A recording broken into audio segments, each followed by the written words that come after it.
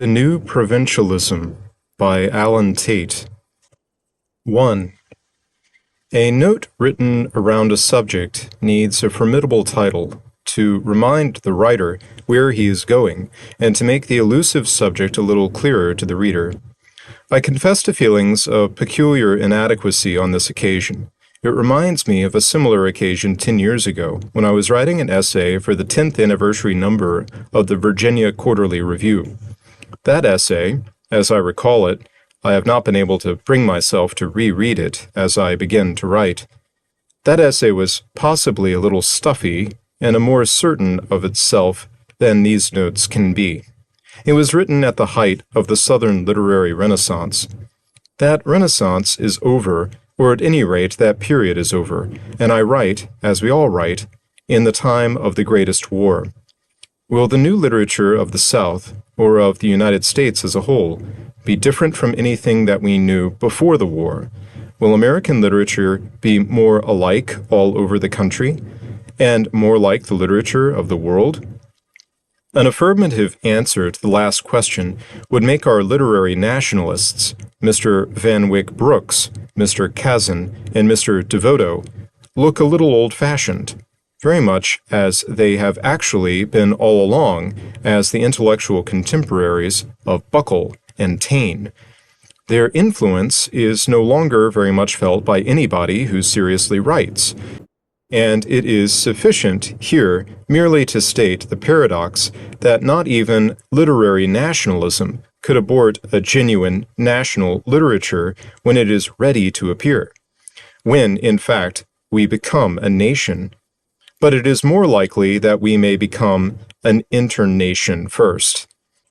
These reflections are set down to prepare for something that I have long wanted the occasion to say, that mere regionalism, as we have heard it talked about in recent years, is not enough. For this picturesque regionalism of local color is a byproduct of nationalism, and it is not informed enough to support a mature literature. But neither is nationalism. Yet, no literature can be mature without the regional consciousness. It can only be senile with the renewed immaturity of senility. For without regionalism, without locality in the sense of local continuity and tradition and belief, we shall get a whole literature, which Mr. John Dos Passos might have written. Perhaps a whole literature which, in spite of my admiration for Mr. Dos Passos's novels, I shall not even be able to read. This new literature will probably be personal, sentimentally objective, tough and unsocial, and will doubtless achieve its best effects in a new version of the old travel story, like most of Mr. Dos Passos's books, which are travel stories, both abroad and at home. The accounts of voyages to the south and west, and to the ends of the world. New Crusoes, new Captain Singletons, new Gullivers will appear, but Gullivers who see with, not through, the eye. It will not be a national literature, or even an international. It may be a provincial literature, with world horizons, the horizons of the geographical world, which need not be spiritually larger than Bourbon County, Kentucky. Provincialism without regionalism. 2. If regionalism is not enough, is a world provincialism enough? It has been generally supposed in our time that the limitations of the mere regional interest, which are serious, could be corrected by giving up for a universal point of view, a political or social doctrine which would relate or integrate the local community with the world in the advance of a higher culture.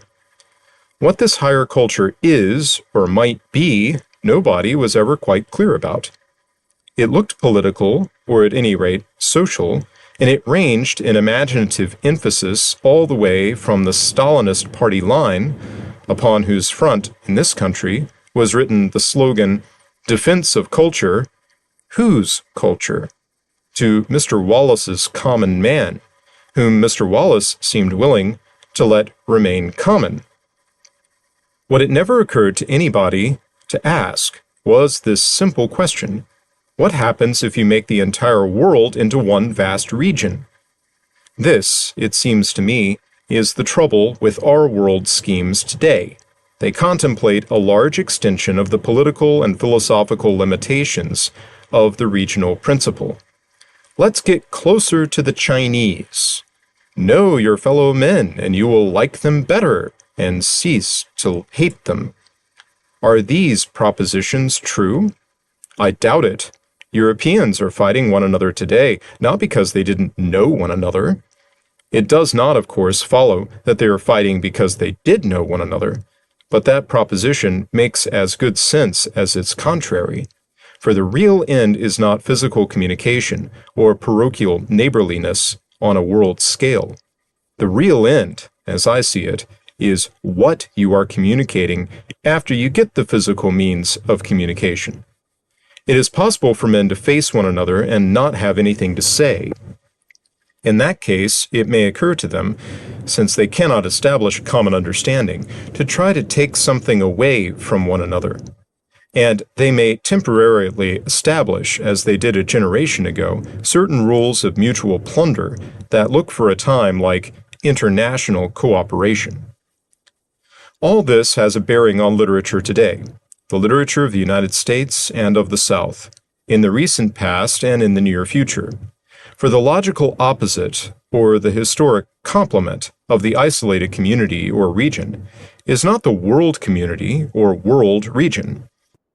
In our time, we have been the victims of a geographical metaphor or a figure of speech. We have tried to compensate for the limitations of the little community by envisaging the big community, which is not necessarily bigger spiritually or culturally than the little community. The complement of the regional principle, the only force which in the past has kept the region of whatever size from being provincial, from being committed to the immediate interest, is a non-political or supra-political culture, such as held Europe together for 600 years and kept war to the limited objective. That is to say, there was sufficient unity somewhere at the top to check the drive of mere interest and to limit war to a few massacres prompted by religious zeal or by the desire of rulers to keep their neighbors from getting out of hand. The small professional army at the top never tried to use and thus to menace the vast, stable energy of the masses until the age of Louis XIV, and it was not until Napoleon that it was thought possible to make a whole nation fight. The kind of unity prevailing in the West until the 19th century has been well described by Christopher Dawson as a peculiar balance of Greek culture and Christian otherworldliness, both imposed by Rome upon the northern barbarians. It was this special combination that made European civilization, and it was this that men communicated in the act of living together. It was this force which reduced the regional heterogeneity into a manageable unity, or even sublimated it into universal forms. Is not this civilization just about gone? Only men who are committed to perverse illusion or to public oratory believe that we have a Christian civilization today. We still have Christians in every real sense, but in neither politics nor education, by and large, do Christian motives or standards, or even references, have an effective part. We do not ask, is this right? We ask, will this work? It is the typical question for men who represent the decadent humanism of the Greek half of our tradition. For that humanism has ended up as the half of a half. It stands for only half of the Greek spirit. The empirical or scientific half, which gives us our technology. Technology without Christianity is, I think, barbarism quite simply, but barbarism refined, violent and decadent, not the vigorous barbarism of the forest and the soil. I do not believe that we could say of our culture what Burke said of the English in 1790, that we have not subtilized ourselves into savagery. This is the catastrophic view. I did not originate it, and I suppose it cannot be wholly true. Few men will still somehow evade total efficiency and live much as they did in the past. Many will be bored by machines, or, like the retired banker in my community, refuse to use their products by making by hand the articles of daily utility. The individual human being will probably have in the future, as in the past, a natural economy to which he can occasionally return if he is not meddled with too much by power at a distance. This natural economy cannot be an effective check upon the standardizing forces of the outside world without the protection of the regional consciousness. For regionalism is that consciousness or that habit of men in a given locality which influences them to certain patterns of thought and conduct handed to them by their ancestors. Regionalism is thus limited in space, but not in time. The provincial attitude is limited in time, but not in space. When the regional man, in his ignorance, often an intensive and creative ignorance, of the world, extends his own immediate necessities into the world and assumes that the present moment is unique, he becomes the provincial man. He cuts himself off from the past, and without benefit of the fund of traditional wisdom, approaches the simplest problems of life as if nobody had ever heard of them before. A society without arts, said Plato, lives by chance. The provincial man, locked in the present, lives by chance. 3. It must be plain from this train of ideas whither I am leading this discussion, for the world today is perhaps more provincial in outlook than it has been at any time since the 9th century, and even that era had, in its primitive agrarian economy, a strong regional basis for individual independence. Industrial capitalism has given us provincialism without regionalism. We are committed to chance solutions of problems that seem unique because we have forgotten the nature of man. And having destroyed our regional societies in the West, we are fanatically trying to draw other peoples into our provincial orbit for the purpose of saving them. Our utopian politics is provincial. It is all very well to meet at Dumbarton Oaks or on the Black Sea to arrange the world, but unless the protagonists of these dramas of journalism have secret powers, the presence of which we have hitherto no reason to suspect, the results for the world must almost necessarily be power politics or mere rules of plunder which look like cooperation.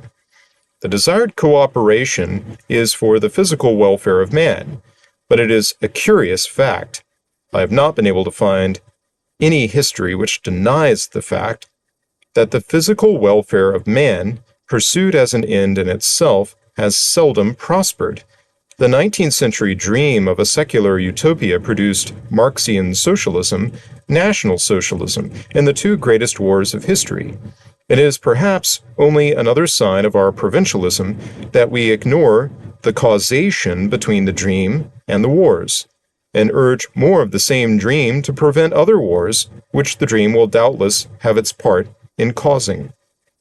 Nobody wants to see the Oriental peoples dominated by the Japanese and to go hungry and ill-clad, yet so far in the history of civilization it has been virtually impossible to feed and clothe people with food and clothing. It is my own impression that they get fed and clothed incidentally to some other impulse, a creative power which we sometimes identify with religion and the arts. It is a small game, yet are not the four freedoms a typical expression of our world provincialism? Here is a radio fantasy on the secular dream of the 19th century. We guarantee to the world freedom of thought. To think about what? I had supposed we were opposed to freedom of thought for the Germans and the Japanese. Is it freedom to think our thoughts? We guarantee to the world freedom of worship. To worship what? Unless you cut the worship off from everything else that the Javanese, the Hottentots, the Russians, and the Americans may be doing, In our own case, we have almost succeeded in this. What is to keep the Javanese, the Hottentots, the Russians, and ourselves from worshiping a war god and putting this religion to the test of action? We guarantee to the world freedom from want. We had better, or somebody had better guarantee it, even if the guarantee is no good. For 19th century industrial capitalism and our own more advanced technology have made it very difficult for backward peoples, to say nothing of ourselves in small units and groups, to make their living independently of somebody else 9,000 miles away. In other words, we have destroyed the regional economies. We offer a provincial remedy for the resulting evils. That is to say, a utopian remedy which ignores our past experience. We guarantee to the world freedom from fear. On this freedom, I confess I have nothing to say. Provincial arrogance could not go further, and if my own religion had not been destroyed by the same forces that destroyed Mr. Roosevelt's and Mr. Churchill's, I do not deny them or myself feelings of common piety. I should expect the wrath of God to strike them. I infer from the hedging cynicism of the repudiation of the Four Freedoms as an official document the casual frivolity with which they must have written it in the first place. There was a radio on the ship. The ease of modern communication compelled these gentlemen to communicate with the world when there was nothing to communicate. 4. I am a little embarrassed at having used so many large conceptions with so little specification. I ought to make plainer, before I go further, certain connections between regionalism and provincialism that I have only implied. The regional society is, with respect to high civilization, the neutral society. It can be primitive or highly cultivated, or any of the steps between. In the West, our peculiar civilization was based upon regional autonomy, whose eccentricities were corrected and sublimated by the classical Christian culture, which provided a form for the highest development of man's potentialities as man. Man belonged to his village, valley, mountain, or sea-coast, but wherever he was a Christian, whose Hebraic discipline had tempered his tribal savagery, and whose classical humanism had moderated the literal imperative of his Christianity to suicidal otherworldliness. If this peculiar culture of the West is weakening, or is even gone as a creative force, we are left with our diverse regionalisms, or were left with them, for the myth of science, which undermined this culture and created the modern economic man, rooted out the regional economies, and is now creating a world regional economy. Regional economy means interdependence of the citizens of a region, whether the region be an alpine village or the world. And the world, like the alpine village, can be neutral with respect to high civilization. Regionalism without civilization, which means, with us, regionalism without the classical Christian culture, becomes provincialism, and world regionalism becomes world provincialism. For provincialism is that state of mind in which regional men lose their origins in the past and its continuity into the present, and begin every day as if there had been no yesterday. We are committed to this state of mind. We are so deeply involved in it, I make no exception of myself, that we must participate in its better purposes, however incomplete they may be.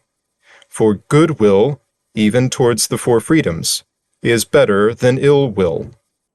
And I am convinced that even the die-hard traditionalist would deny his own shrinking tradition if he refused to act for the remnant of it left, because he can't have it all. For this remnant may be useful. There will be a minority with a memory which has not been dimmed by what Christian Goss has called the reversal of the time since.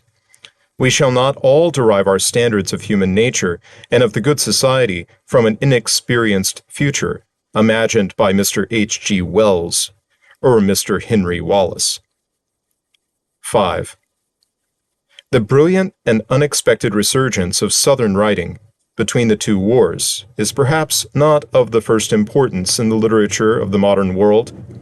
Yet, for the first time, the South had a literature of considerable maturity, which was distinctive enough to call for a special criticism which it failed to get. The provincial ideas of the critics of the North and East — there was no Southern criticism, merely a few Southern critics. The provincial views of Southern writing of the recent Renaissance followed a direction somewhat as follows. The South, backward and illiberal, and controlled by white men who cherish a unique moral perversity, does not offer in itself a worthy subject to a novelist or the poet. It follows that the only acceptable literature that the South can produce must be a literature of social agitation, through which the need of reform may be publicized. There were dozens of Southern novels written to this prescription.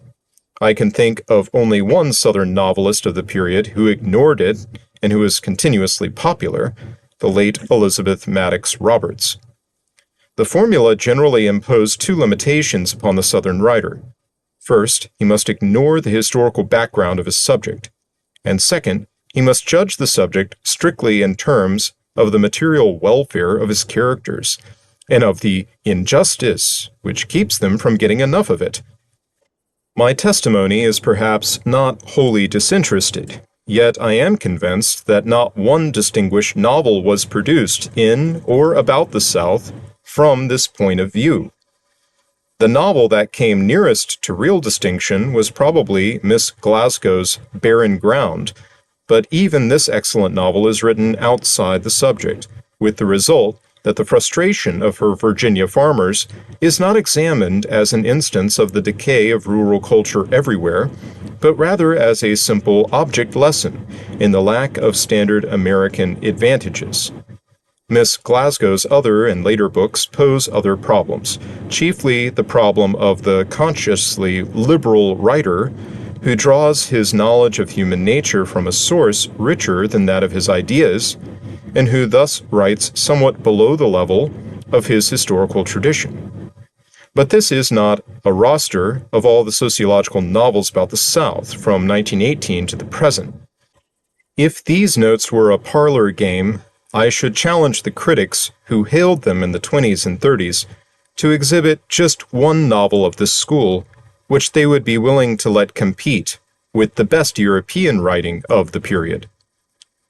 There has been some confusion in the South as well as elsewhere about the subjects accessible to Southern writers. This confusion results from the appeal to history. What is the structure of Southern society? What was it in the 1840s and 50s? It is not necessary, fortunately, to answer those questions here. To bring these notes to a close, I should like to make a few elementary distinctions. If the Southern subject is the destruction by war and the later degradation of the South by carpetbaggers and scalawags, and the consequent lack of moral force and imagination in the cynical materialism of the New South, then the sociologists of fiction and the so-called traditionalists are trying to talk about the same thing. But with this difference, and it is a difference between two worlds, the provincial world of the present, which sees in material welfare and legal justice the whole solution to the human problem, and the classical Christian world, based upon the regional consciousness, which held that honor, truth, imagination, human dignity, and limited acquisitiveness could alone justify a social order, however rich and efficient it may be, and could do much to redeem an order dilapidated and corrupt, like the South today, if a few people passionately hold those beliefs.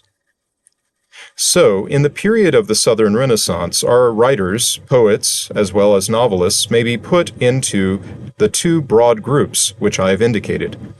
Among the traditionalists, whose work I believe will last, I should name Stark Young, Elizabeth Maddox Roberts, Catherine Ann Porter, Robert Penn Warren, Caroline Gordon, Ellen Glasgow, especially in The Sheltered Life, and William Faulkner, who is the most powerful and original novelist in the United States, and one of the best in the modern world. It ought to be plain that by traditionalist, I do not mean a writer who either accepts or rejects the conventional picture of Southern life in the past.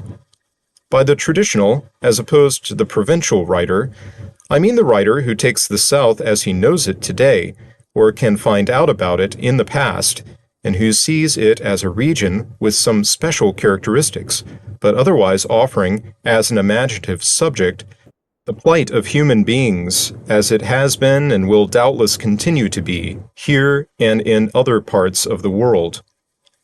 But if the provincial outlook, as I have glanced at it here, is to prevail, there is no reason to think that the South will remain immune to it. With the War of 1914 to 1918, the South re-entered the world, but gave a backward glance as it stepped over the border. That backward glance gave us the Southern Renaissance, a literature conscious of the past in the present. In the essay to which I referred in the first paragraph of these notes, I have now reread it, I said, "From the peculiarly historical consciousness of the Southern writer has come good work of a special order, but the focus of this consciousness is quite temporary. It has made possible the curious burst of intelligence that we get at a crossing of ways, not unlike, on an infinitesimal scale, the outburst of poetic genius at the end of the 16th century, when commercial England had already begun to crush feudal England. I see no reason to change that view. From now on, we are committed to seeing with, not through the eye. We, as provincials, who do not live anywhere."